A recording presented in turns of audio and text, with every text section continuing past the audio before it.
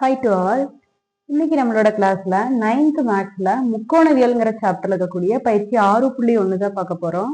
அதுல பாருங்க, கொடுக்கப்பட்ட படத்தில் கோணம் B ஐ பொறுத்து அனைத்து முக்கோணவியல் விகிதங்களையும் காண்க அப்படின்னு கொடுத்திருக்காங்க. ஒரு முக்கோணம் ABC கொடுத்திருக்காங்க. இந்த கோணம் B ஐ பொறுத்து நம்ம அனைத்து முக்கோணவியல் விகிதங்களையும் கண்டுபிடிக்கணும். சரிங்களா? ஸோ இந்த முக்கோணவியல் விகிதங்கள் கண்டுபிடிக்கிறதுக்கு முன்னாடி இந்த முக்கோணவியல்ங்கிற பாடமே ஃபுல்லா பாத்தீங்க அப்படின்னா நம்மளுக்கு ஒரு செங்கோண முக்கோணத்தை பொறுத்துதான் எல்லாமே வரும். ஸோ ஒரு செங்கோண முக்கோணத்தினுடைய அடிப்படை என்னன்னு ஃபர்ஸ்ட் தெரிஞ்சுக்கலாம்.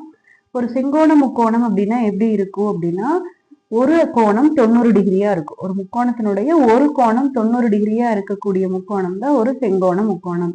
இந்த செங்கோண முக்கோணத்துல ஏதாவது ஒரு கோணத்தை நம்ம தீட்டான்னு எடுத்துக்கிட்டோம் அப்படின்னா அந்த தீட்டாவுக்கு ஆப்போசிட் இருக்கிறதுக்கு பேரு எதிர்பக்கம்.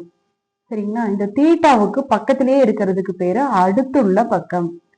அதே மாதிரி 90 டிகிரிக்கு ஆப்போசிட்ல இருக்கிறதுக்கு பேரு கர்ணம். இது கர்ணம்ங்கிறது எப்பவுமே மாறாது. சரிங்களா? 90 ஒரு செங்கோண முக்கோணம் அப்படின்னாவே 90 டிகிரிக்கு ஆப்போசிட்ல இருக்கிறதுக்கு பேர் தான் என்னன்னா கர்ணம். தீட்டா நீங்க எந்த கோணம் குறிக்கிறீங்களோ, ஸோ நீங்க இந்த கோணம் கூட குறிச்சுக்கலாம். நீங்க மீதி 2 கோணம் இருக்கு இல்லையா, அதுல எந்த கோணத்தை பொறுத்து வேணாலும் நம்ம சொல்லலாம். இதை நீங்க தீட்டாவா குறிக்கிறீங்க அப்படின்னா இதுக்கு எதிர் இருக்கிறதுக்கு பேரு எதிர்பக்கம், தீட்டாக்கு பக்கத்துல இருக்கிறதுக்கு பேரு அடுத்துள்ள பக்கம். சரிங்களா? சோ இதுல நம்மளுக்கு 6 விதமான முக்கோணவியல் விகிதங்கள் இருக்கு.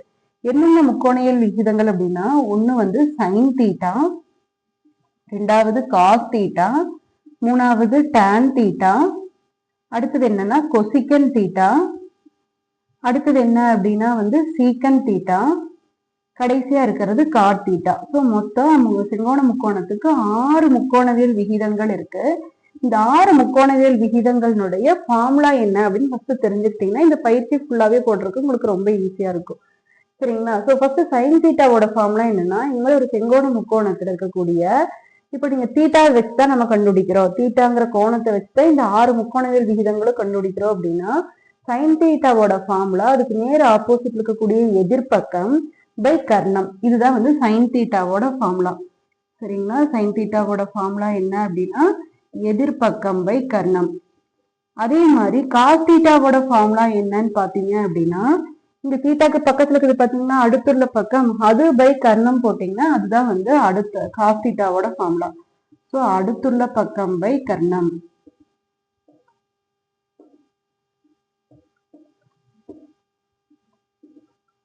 அதே சேம் டான் தீட்டா பாருங்க, டான் தீட்டாவோட ஃபார்முலா என்ன அப்படின்னா எதிர்பக்கம் பை அடுத்துள்ள பக்கம். ஸோ இந்த ரெண்டுக்கும் நீங்க விகிதம் கண்டுபிடிச்சீங்கன்னா அதுதான் டான் தீட்டாவா இருக்கும்.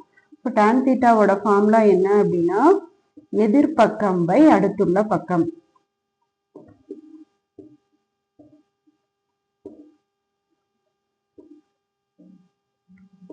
சரிங்களா? இப்ப 3 ஃபார்முலா தெரிஞ்சுக்கிட்டோம். இப்ப இந்த 3 ஃபார்முலா வச்சு அடுத்த 3 ஃபார்முலா கண்டுபிடிச்சுக்கலாம். எப்படி அப்படின்னா சைன் தீட்டாவோட ரெசிப்ரோக்கல் தான் கொசிக்கன் தீட்டா, அதாவது சைன் தீட்டாவோட தலைகீழி தான் என்னன்னா கொசிக்கன் தீட்டா.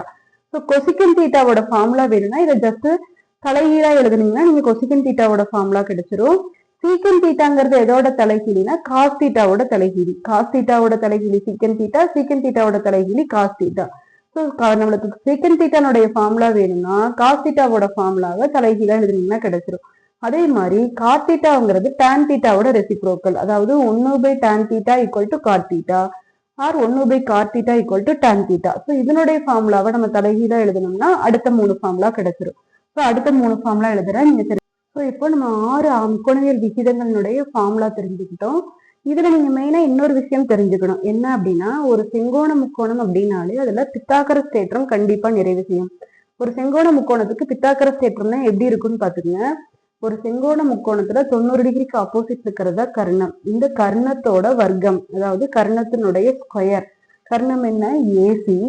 அந்த ஏசியோட ஸ்கொயர் எதுக்கு சமமா இருக்கும்னா மீதி 2 பக்கங்களுடைய வர்க்கங்களின் கூடுதல். அதாவது ஒரு செங்கோண முக்கோணத்தில் கர்ணத்தின் வர்க்கம் மற்ற 2 பக்கங்களின் வர்க்கங்களின் கூடுதலுக்கு சமம். ஸோ இது ரெண்டையும் வர்க்கப்படுத்தி கூட்டினா இதோட ஸ்கொயருக்கு சமமா இருக்கும். ஸோ இதோட வர்க்கம் என்ன? AB square. இதோட வர்க்கம் என்ன?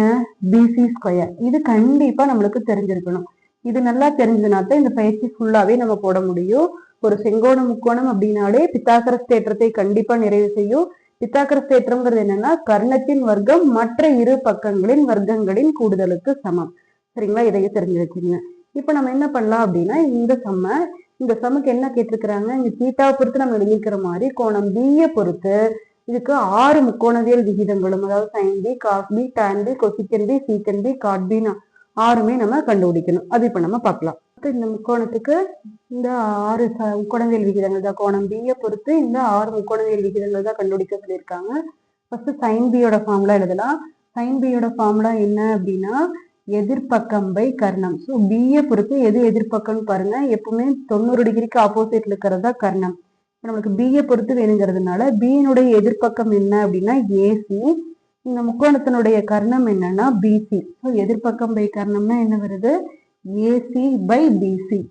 ஸோ ஏசியினுடைய அளவு எவ்வளோன்னு பாருங்க, ஏசியோட அளவு 9, பிசியோட அளவு 41. ஸோ இதோட ஆன்சர் என்ன அப்படின்னா 9/41. அதே மாதிரிதான் காஸ்பி. காஸ்பியோட ஃபார்முலா என்ன நம்ம படிச்சிருக்கோம், அடுத்துள்ள பக்கம் பை கர்ணம். ஸோ அடுத்துள்ள பக்கம் அப்படிங்கிறது என்ன அப்படின்னா பியினுடைய அடுத்துள்ள பக்கம்ங்கிறது பிக்கு பக்கத்திலேயே அடுத்தே இருக்கிறது.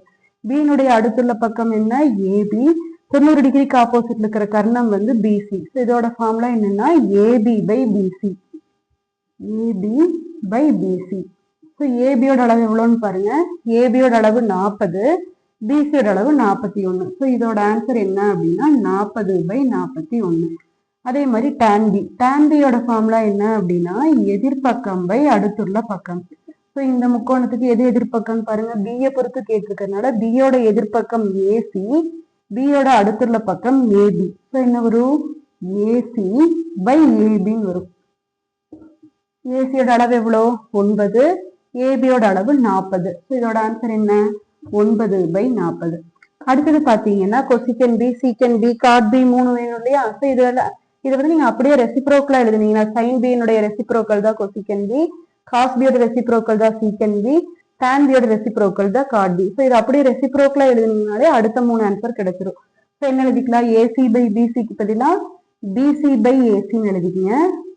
பிசி பை ஏசின்னு எழுதும்போது ஆன்சர் என்ன வரும் 41/9.